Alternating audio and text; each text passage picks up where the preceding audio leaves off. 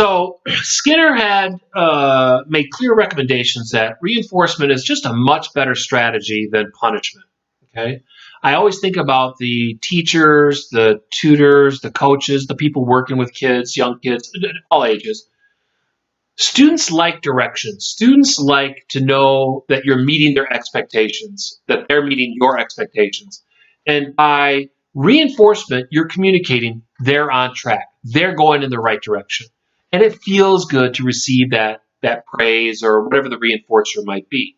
So it has both a psychological effect, the positive aspect, but it also is communicating expectations. And reinforcement is what we want to do there. Now, will we use punishment? You bet. Okay. So having said that, you'll notice in the next slide, we have to think about so we talk about operant conditioning, use of reinforcers as a means to change behavior. Okay. So how do we use this in our classroom? There's basically a series of things that we all do. You'll notice in the PowerPoint, you'll see terms like baseline, terminal behavior, shaping, discrimination, blah, blah, blah, right? And the truth is, teachers use this strategy all the time. But you know what we don't do? Is we don't say, oh, I need to get the terminal behavior figured out, the baseline. We don't use this language, but we actually do these behaviors. Okay? So let's start with the first behavior, first concept, baseline. We have to establish a baseline behavior. Well, if you're going to change your students' behavior in a certain direction, okay, if you're going to change that behavior, the first thing we need to do is to establish a baseline. What does that mean? You're going to take some medication. You have problems with your cholesterol, with your blood pressure, and you go to the doctor and they're going to prescribe some medicine. But the first thing they need to do is they need to take your blood pressure. They need to establish right now what your baseline behavior is, or not behavior, but baseline is. What's your normal blood pressure? And we do it, and we take it, and we mark it down. And then you start the new prescription, and then we'll come back in and we'll monitor your blood pressure weekly, daily, whatever it might be. And then we want to see if this medicine is working, right? It's the same thing in the classroom. We have a student who is not turning in their homework. They don't turn in their homework. Once a month, they don't turn it in. Do I get all bent out of shape because some student misses homework once a month? Probably not. Do I want them to do it? Yes. Do I get all bent out of shape? No. But how much is when I start getting bent out of shape? They're missing it twice a month, 3 times a month, 4 times a month, 5 times a month. They do it once a week. I mean, now you start to say, like, oh, this is bad. We need to change this, right? But we need to know what the baseline is first, the starting point. How often are they not doing their homework? Another example might be you have a student, you have a class, the class is 45 minutes, 50 minutes, and you need the kids to sit still for at least 30 minutes without getting out of their seat, walking around, et cetera, et cetera. I need 30 minutes of instructional time. And you have a student who can't sit still for more than 5 minutes. Trust me, if you have a student getting up every 5 minutes to throw away a piece of paper, get a Kleenex, sharpen a pencil, get a book, get a piece of tape, take a rock out of their shoe, oh my goodness, after a while you're going to be like, don't get up. It's distracting to you and to your classmates, or to their classmates. So the idea is, this is a problem. I need them to sit longer periods of time. Now, granted, if they're in kindergarten or first grade, shorter periods of time. You guys get to high school. If you can't sit still for more than 10 minutes in high school, we got to do something about that, right? But we need to know what the baseline behavior is to begin with. How often are they getting up? Every 5 minutes. That's what they get up. I need that to stop. Okay. Baseline is 5 minutes. Second term is terminal behavior. What does that mean? How long do you want them to sit still? I want my students to sit still for 30 minutes if I'm teaching high school history. 30 minutes, right? That's the terminal behavior. You're teaching kindergarten. I need them to sit still for 15 minutes, 10 minutes, whatever it is. But I'm going to use reinforcement to do that. What do I do? Give them a candy bar and suddenly they're sitting still for 30 minutes every day? Unlikely. Not going to happen. Okay? Maybe once, maybe twice. After that, probably not. So what do? We have to get them there. We have to get them from 5 minutes to 30 minutes. We do that through a process of, third term, shaping. We do that through shaping. What is shaping? Shaping is reinforcing a behavior with each time it gets approximately closer to the terminal behavior. But at 5 minutes is how long they go without any reinforcement, and I need them to get to 30. How do I do that? I do that gradually. So what I do is I set a marker for like 10 minutes. We've discussed it. We've talked about it. If they sit still for 10 minutes, they're going to get some sort of reinforcement.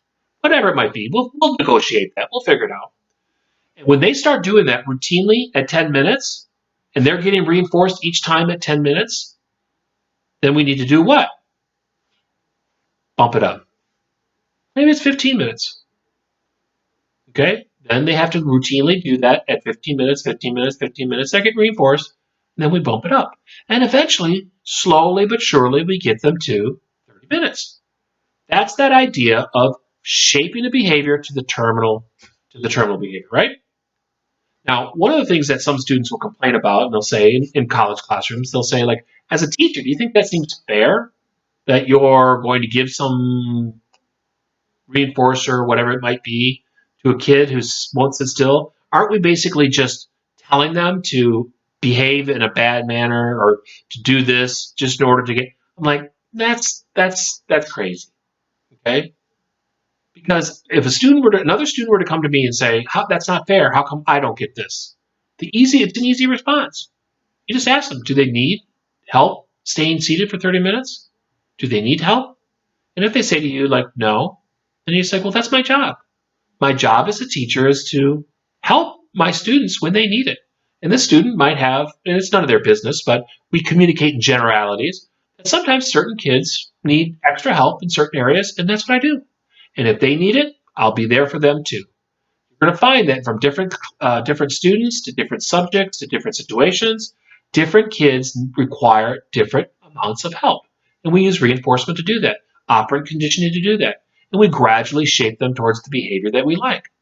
Think about the IEPs that we sit down with students with emotional disorders, behavioral disorders, any sort of attention deficit. We set up a series of goals with intermediate objectives, and we work our way there and stuff. And the idea is this is individual. It's not for the class because the whole class doesn't need it. So when students start complaining or worried about, like the parent who says, well, you're actually teaching them to be not sit still. Like, no, I'm not. That's not what I'm doing at all.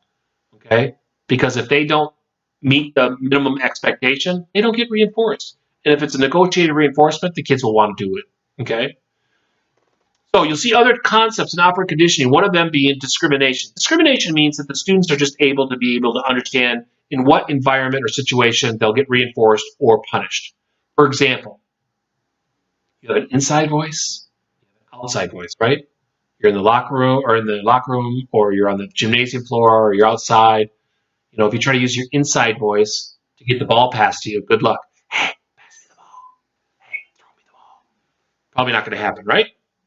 In the library, working in pairs, there, using your outside voice, ain't going to be reinforced, right? Might be punished. So students need to learn where certain behaviors will be reinforced and where they might be punished. That's discrimination.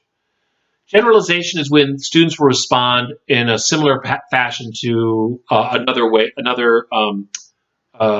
behavior that they've learned in another situation. For instance, you had a bad experience with a male teacher once before. Was a male chauvinist pig, and you didn't like his behavior. Now you go into any class, and anytime you see that it's a male teacher, you say things like, "Oh, this class is going to stink," or "This class is going to suck because it's a guy teacher." That's a generalization. You're generalizing an outcome based on previous experiences. And lastly is the term extinction. The idea of extinction is that if you don't give the students the reinforcement that they are expecting, eventually that behavior will slowly die off. And it can work in both a positive or a negative manner. For instance, when students are talking out of turn, sometimes teachers will just ignore them. Why? By ignoring them, I'm not giving them attention. The hopes are that the behavior will slowly extinguish. Okay? So as a teacher, we do that all the time. I don't like students making fun of other kids in the classroom. Don't allow that. But one time I let some student makes a snide remark, makes a funny comment at somebody else's expense, and I laugh. What did I just do? I just reinforced a bad behavior. Suddenly that behavior starts to go, they start doing it more often. I need to fix that, right? So the idea of extinction is we might sometimes will just ignore behaviors with the exception of ones that are bad, but ignore those behaviors with the hopes that they'll slowly go away. You're not getting the reinforcement, then pretty soon they stop doing it. Like when I was teaching kindergarten, I would have kids would come up to me, they would say, and pretty soon we stop ignoring their coming up because they want to tattle on somebody or tell on somebody. Pretty soon they don't come up as often. Why? Because they're not getting that reinforcement. Okay. So when you think about in our classroom, how do we use reinforcement effectively? We are going to use reinforcement. That's what we do all the time. We're reinforcing students all the time. Our feedback that we give our students in their responses, their grades, the praise, the activities, the candy, all these things are forms of reinforcement. But we got to use them in a manner that's going to be effective. So when you think about how we use reinforcement effectively in the classroom, first and foremost, describe in clear, concrete terms what it is that you expect. When you say to a group of students as you're leaving, because you're going to be gone at a conference, you have a substitute coming in, and you say to the students as you're leaving, hey, everybody, be good for the substitute, and you walk out the door, they're thinking, be good, be good. What does that mean? It just means have fun. It means, no. Suddenly you find that they're doing things to the substitute teacher that they shouldn't be doing, right? Be good means you point to the board and you say, hey, here are my expectations for while I'm gone. These are the classroom rules. They're in place for when I'm here and when the substitute's here. And if I get feedback or get word back when I get back that you guys were doing all the things that I expected of you, you can count on giving them reinforcement for it. You're trying to show them that you appreciate their efforts when you're there and when you're not there. Okay? But you got to be concrete in your wording too. When I was growing up working in my dad's body shop, if I'm trying to fix something or I'm trying to put, if I get into a place where I'm having a problem taking off a fender or a bumper, and I say to my dad, like, hey, Dad, I can't get this bumper off. He might say to me, use your head. Use my head? Take off a bumper? No. I know what he means. He's saying, figure it out. You're smart, figure it out. But what you want to do is use the appropriate terms, concrete terms, clear explanations, etc. Secondly, you got to choose the appropriate reinforcer.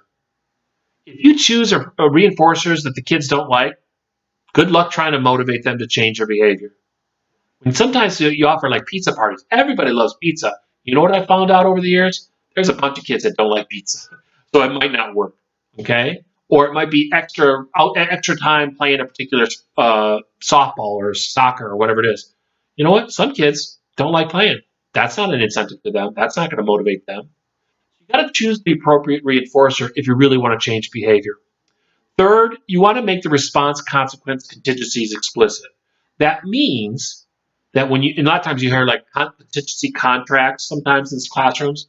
What they're saying is, when you have a problem behavior, I'm going to set up with the student a set of expectations, behaviors, that if they do these things, they'll get reinforced this way. But if they don't, there are consequences. That has to be very clear if you want to change problem behavior. And contingency contracts are most often used with problem behaviors. Fourth, administer reinforcement consistently. Students are looking to make associations between the reinforcer and the response. And if you're not consistent, they won't make the association. They do this behavior, they get this reinforcer, pretty soon the association is strong, they know what to do, they know what to expect. You need to be consistent. And then lastly is you got to monitor student progress. If the students are struggling in a classroom and you set up a program in order to change behavior to get them going in a positive direction, and after 2 or 3 weeks you haven't been paying attention to the progress, you might not, it's too late. We have to monitor weekly or maybe even daily. It depends on what the task is. And if they start to see changes in behavior, then we'll monitor it and we'll change the reinforcer, we'll change the behavior.